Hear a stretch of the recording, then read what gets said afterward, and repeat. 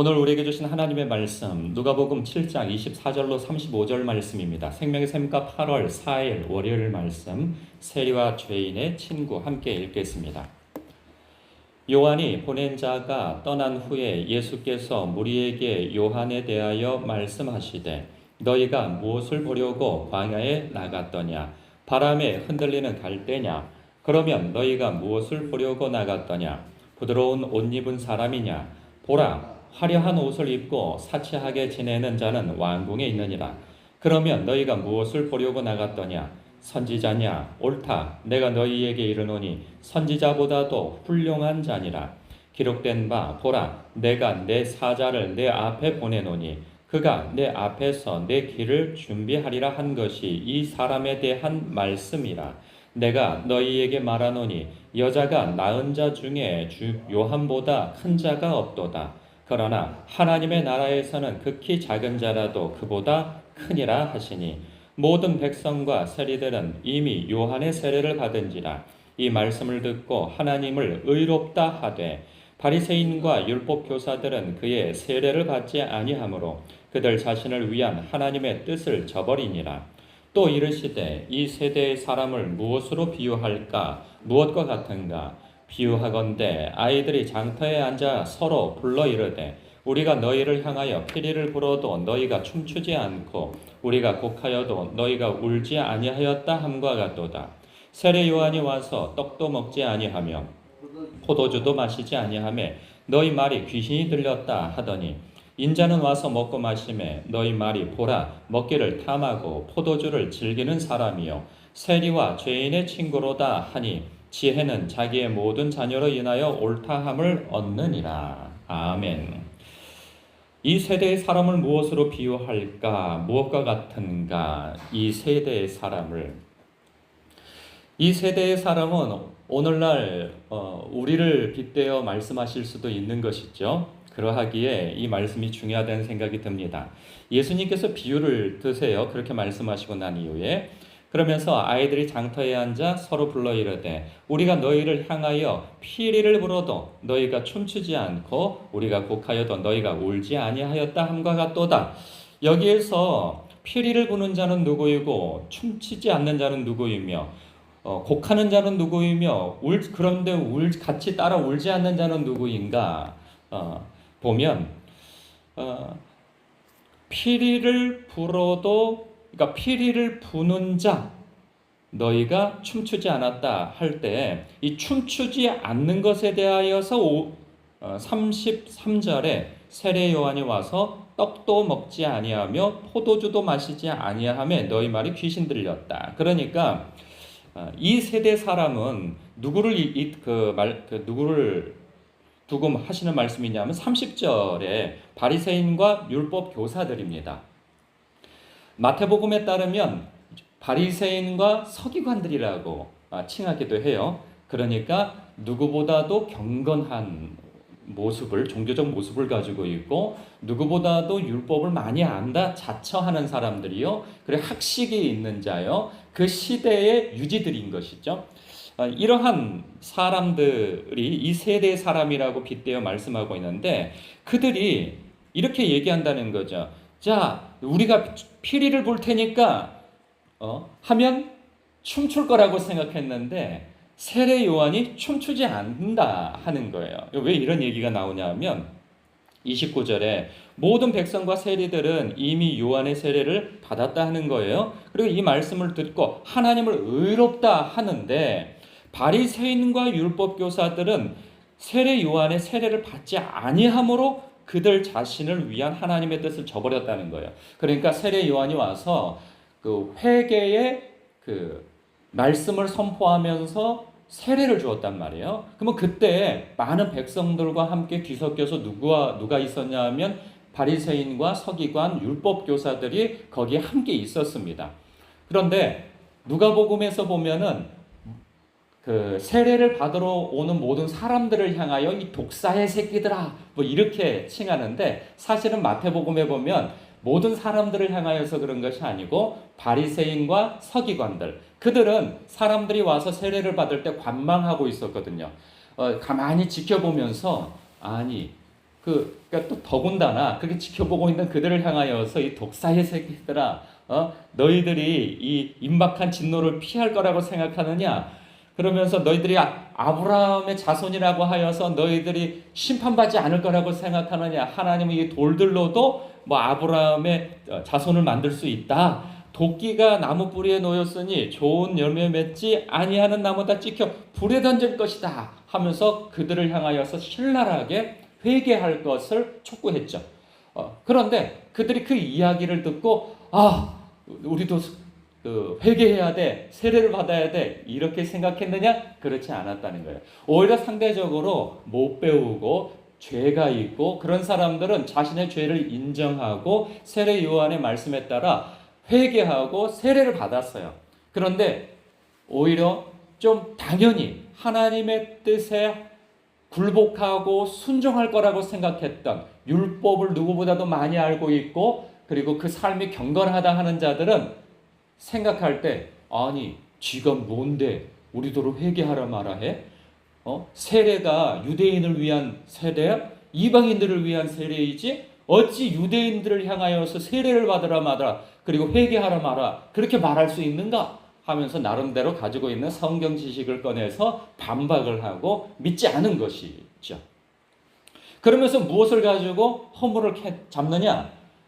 아니 어찌 선지자라 하는 자가 저렇게 그 세례 요한이 그 행색이 초라했거든요. 그 낙타 털옷을 입고 야인처럼 그 허리에 가죽띠 같은 것을, 오늘날 말하면은 노숙자나 마치 거지처럼 그런 행색을 가지고 있어요. 머리도 막 그 봉두단발 하고 또 먹는 것도 일천한 거예요. 석청, 즉 뭐 들꿀을 갖다가 따먹고 이렇게 야인처럼 살아가니까 기인이라고 보았던 것이죠. 아니 저래 가지고 무슨 선지자일 수 있어? 아니 저래 가지고 무슨 메시아? 무슨 말도 안 되는 소리를 하고 있네 하고 그 외형과 행색을 보고 손가락질을 하고 회개하거나 세례를 받지 않으려고 했던 것이죠. 예전에 제가 그 누구죠? 그 김용희 선교사님의 그 설교를 들은 적이 있어요. 꽤 오래전 얘기인데 제가 이렇게 보고 있으니까 그 기숙사에서 한 나이든 저보다 나이가 더 많은 그 동기이긴 한데 나이가 많은 전도사님이었어요. 근데 그 전도사님이 이제 김용희 선교사님을 잘 몰랐던 거죠. 여러분들도 잘 모르잖아요. 근데 그분이 아주 복음에 사로잡혀서 사는 그 설교자예요. 있어요. 그런데 복음학교를 운영하기도 하고 그분이 말씀이 굉장히 이 권세가 있고 능력이 있어요. 그런데 그분이 이게 톤이 높아질 때에는 막 그 아주 소리를 치면서 설교를 해요.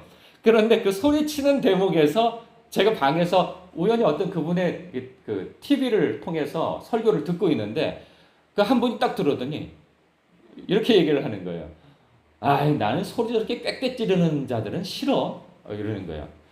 그러니까 왜 소리를 꽥꽥 지르는가? 그것에 대해서 그 사람이 뭘 얘기하려고 하는가가 중요한 것인데 소리를 꽥꽥 지르니까 내 듣기가 심정 상한다 이거죠. 왜 이렇게 소리를 꽥꽥 지르고 그래? 꼭 저렇게 설교를 해야 돼? 아니 얼마든지 부드럽게 설교할 수 있잖아. 아니 오늘날 저렇게 무식하게 소리 지른다고 사람들이 뭐 변화돼? 이렇게 생각하는 거죠. 그러나 그 설교자를 통해서 수많은 사람들이 회개하고 주님께로 그 마음을 돌려 순종하고 충성하는 삶을 산 사람들이 얼마나 많은데요. 그 열매가. 그런데 그가 전하는 설교의 스타일을 보고 외면하는 거죠. 아니 뭐 저런 식으로 설교를 하고 그래. 듣기 싫어. 저렇게 꽥꽥지르는 제 앞에서 제가 듣고 있는데 저 들으라고 그러는 건지 그렇게 얘기를 하더라고요. 그래서 제가 아니 이분이 무슨 얘기를 하려고 하는지는 들으면서 얘기를 하는 겁니까? 그러니까 그런 건 난 관심 없다고 또 그래요. 그래서 그러니까 그럴 수 있는 거예요.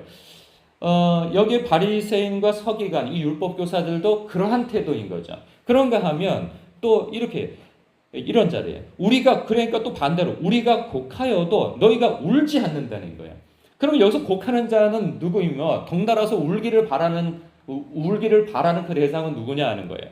그러니까 여기에서 곡하는 자도 바리새인과 그 율법 교사인 거예요. 그러면서 이 울지 아니하였다 함과 같다 할 때 이 34절을 울지 않는 자 인자는 와서 먹고 마시매 너희 말이 보라 먹기를 탐하고 포도주를 즐기는 사람이요 세리와 죄인의 친구로다 이렇게 또 비방을 하는 거예요. 그러니까 세례 요한에 대해서는 그 외형 행색을 보고 말하는 톤을 듣고 저렇게 천박하게 그리고 저렇게 추리하게 입고 다니는 사람이 무슨 선지자일 수 있어? 라고 폄하하는데 또 반대로 예수님에 대해서 인자에 대해서는 어찌 죄인과 세리와 함께 식사할 수 있느냐? 어찌하여 저런 부정한 자들을 만질 수 있느냐? 어떻게 나병 환자에게 손을 얹어서 병을 고칠 수 있느냐? 하면서 인자에 대해서 예수님에 대해서는 또 폄하하는 거죠. 왜? 자신들을 우대하지 않았다는 거죠. 세례 요한처럼. 그가 정말로 인자이고 그리스도라고 한다면 자신들처럼 율법을 존중하고 경건하게 사는 사람을 우대하여야지 어찌 저렇게 죄인과 세리들과 병자들, 이 부정한 자들과 어울려 다니면서 그들을 제자 삼고 또 그들을 찾아다니면서 병 고쳐주고 귀신을 쫓아내고 이런 무당짓거리를 할 수 있느냐라고 얘기하는 거죠. 오늘날도 그럴 수 있어요. 하나님께서는 여러 방식으로 역사하십니다. 가령 이렇죠. 하나님이 역사하시는 자리에는 방언이 터지고 막 몸떨림 현상도 일어날 수 있어요. 우리가 보기 드문 일이지만 그러나 하나님께서 하시는 역사 가운데에서는 그런 일도 벌어지거든요. 그런 모습을 보고 아니 귀신 들린 거 아니야? 아니 무당들도 방언을 한다는데 아니 저렇게 귀신 들리면 몸 떨고 저러는 거 아니야? 그러니까 자신이 또 본 적이 없고 경험한 적이 없으니까 그걸 함부로 매도하는 일이 생겨나는 것이죠.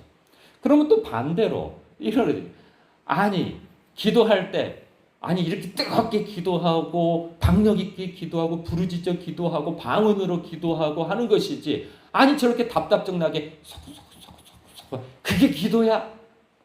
또 이렇게 생각하는 사람이 있는가 하면 그런가 하면 또 어떤 젊은 그러한 신학교를 나오진 않았으나 하나님을 사랑하고 예수 그리스도를 경외하며 주되심을 알고 그 사역을 하며 선교하면서 귀신을 쫓아내고 또한 병자를 고치고 막 이런 사역을 활발하게 해나가면 아니 신학교도 안 나온 사람이 어찌 저렇게 설교를 할 수 있으며 어떻게 병자를 고칠 수 있으며 그리고 아니 오늘날 병원 가면 되지 왜 저런 무당짓거리를 해? 또 이렇게 보는 사람이 있어요.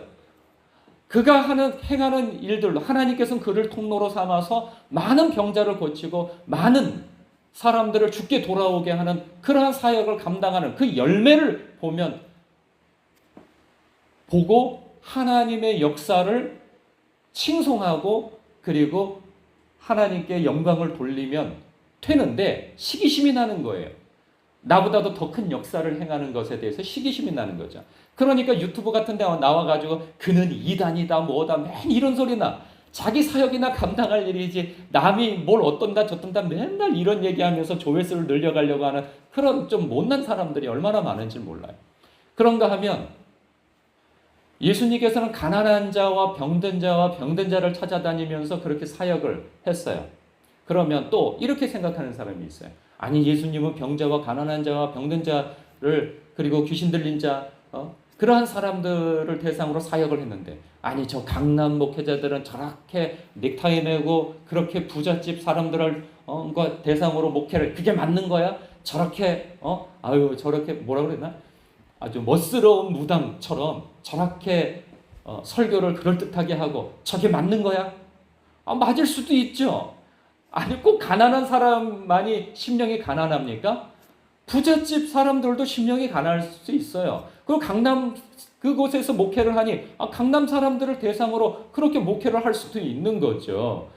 그러니까 우리가 하나님의 역사는 다양하세요. 역사하시는 방식이. 그런데 나와 다르다고, 내 생각과 다르다고, 내 스타일과 다르다고 하여서 함부로 평가하고 함부로 끄집어내리고 함부로 발목 잡고 함부로 이단이라 정죄하고 그래서는 안 된다는 거예요. 그러니까 예수님께서도 이런 말씀을 하세요. 35절에 지혜는 자기의 모든 자녀로 인하여 옳다함을 얻느니라. 이게 무슨 말씀인가 싶어요. 그러니까 지혜는 자기의 모든 자녀. 그러니까 이게 요 문자 그대로 읽으면 이게 잘 해석이 안 돼요. 그러니까 자기의 모든 자녀는 뭐냐? 그가 행하는, 그가 사역하는 일들의 열매를 보고 옳다 인정함을 받는다는 거예요. 그러니까 세례 요한이 사역하는 그 일들로 인해서 자녀가 무엇입니까? 많은 사람들이 회개하고 주께로 돌아오는 거예요. 예수님께서 사역하시는 그 사역으로 말미암아 많은 사람들이 하나님께 영광을 돌리고 주께 돌아오는 역사가 일어나는 거예요. 그런데 서기관과 바리사인 세인들이 행하는 그 일들은 뭐예요? 맨날 손가락질하고 맨날 판단하고 정죄하고 맨날 딴지 걸고 맨날 그렇게 하면서 나는 거룩해. 나는 저들과 달라. 맨 이런 것으로만 자신을 세우려고 하는 거죠. 그 아무런 열매가 없어요. 그러니까 예수님께서도 이전의 말씀 속에서 그 산상순에서도 그러잖아요. 판단하고 정죄하고 그러고 돌아다니지 말라는 거예요. 남의 눈에 있는 티 빼고 돌아다니지 말라는 거예요. 네 눈 속에 있는 들보를 볼 수 있는 말씀 안에서 성령 안에서 자기 성찰을 하는 것이 중요하다는 거죠. 이런 거 없이 날마다 남의 거 판단하고 정죄하고 이러고 돌아다닐 때 그 사람은 정작 하나님 안에서 열매가 없다는 거예요. 열매 있는 삶을 살아야 합니다. 그리고 그것을 볼 수 있는 지혜가 있어야 하는 것입니다. 그렇기 때문에 지혜는 자기의 모든 자녀로 인하여 그 열매로 인하여 옳다함을 얻느니라 하는 일이 있다는 것이죠. 사랑하는 성도 여러분, 우리가 함부로 판단하고 정죄하고 그럴 것이 아닙니다. 그 좌우를 잘 따져보고 성경대로 또한 성령의 다스림 속에서 주님께 질문하고 신중하게 판단하고 분별할 일도 있어요. 그러나 정말 신중하게 해야 한다는 것이죠. 그리고 열매 맺는 삶에 우리가 동조하기를 주님의 이름으로 축복합니다. 기도하겠습니다.